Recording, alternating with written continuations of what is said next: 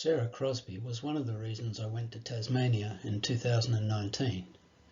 She was my great-great-grandmother, and she was sent to Van Diemen's Land in 1850 as a young Irish convict.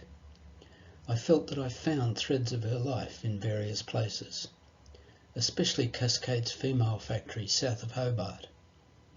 When I came home, I wrote a book, The Quilt Approach, and she is a thread that runs through the book.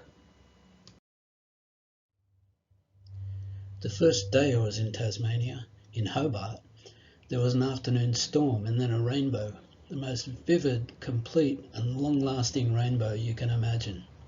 I stalked around it and took photo after photo, continually reminding myself that taking photos is a stronger way of seeing, because I am seeing for tomorrow too.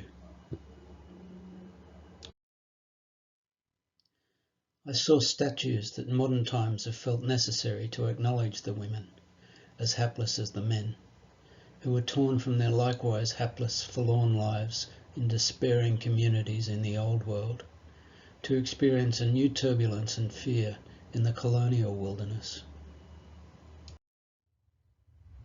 The colonialists, who were both cheerful and enthusiastic, built tall buildings to God, made of stone and built by convicts.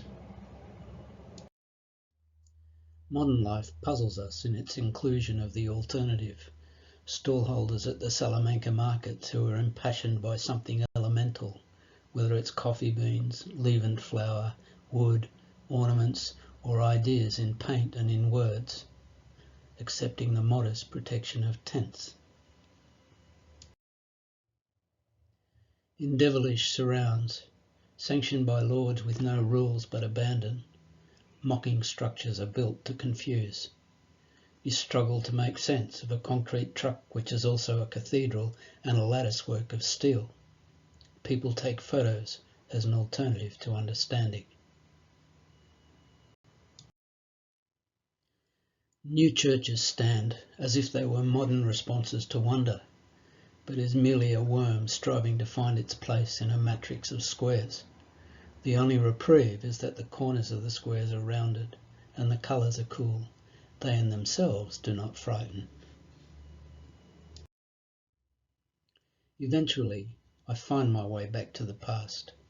The walls that entrapped prisoners now offer shelter from winds, a trap for the sun, and gentleness. Stone and water invite the visitor to recline. We aspire to this. We long to walk the gravel path and take a moment at peace on a bench, even as we know that the architects planned our repose to compensate for past miseries. The moment extends itself. It is a moment when white becomes whiter and the sun becomes close, unexpectedly. It is right there. There is an unobtrusive monument upon stone, and you think, of course there is. Sarah is close. It was 1850 when she arrived, April the 4th. I hope that she remembered the beauty of flowers. I only see it under the indifferent gaze of a recent ordinary suburb on the hillside, but a shaft of light shimmers, closer than all of that, to say, memory is as long as you need it to be. I know that Sarah survived, indomitable, her spirit higher than the stone walls.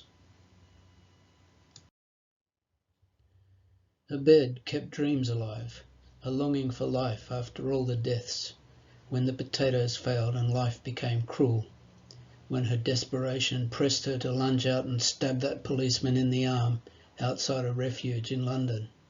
That was the moment she became golden and irrepressible, despite the prisons, the cold and the damp of the stones, despite disease and the wet sails of the ship over untold miles of ocean, the St. Vincent.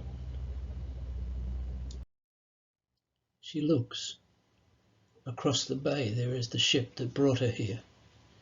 In that look there is the memory of mother, father, homeland, the rapid decline of the life of seasons on a farm into unrecognisable horror, then fleeing and hoping for relief and finding none. Still alive, she has given birth to her own child. But what is to become of her among these cold, superior, judging people? It is only a small window on some days, but it is still enough. Life continues to pulse out there and in here. She is not to be defined by these walls, or the distant shadow of that dark mountain. She saw it, the quilt from the Rajah that the women made on its voyage in 1841.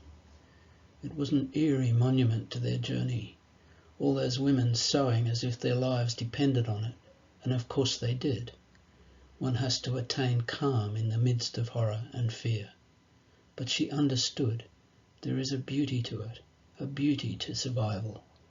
Perhaps not in the same way. They might be submissive, and she would be defiant, but the pulse of life, she would beat with that every bit as much as they had. Was there salvation at all? She has been graven into larger memories, but as well, it is quite clear that she was more than cold records. For her, there was the warmth of life afterwards. She was one who had to live, and at the last she would declare, "I am Sarah Ann Lewis, native of Waterford, Ireland," a stone erected by her children.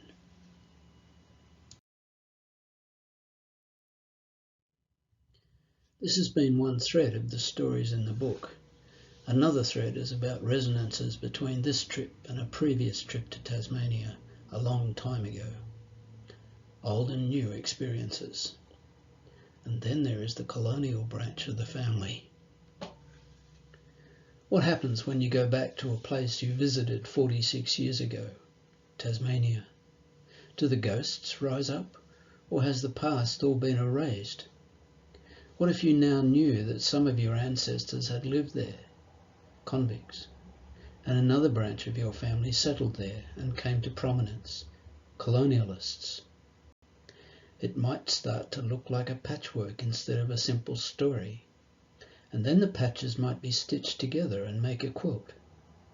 32 stories stitched together with meaning. The Quilt Approach.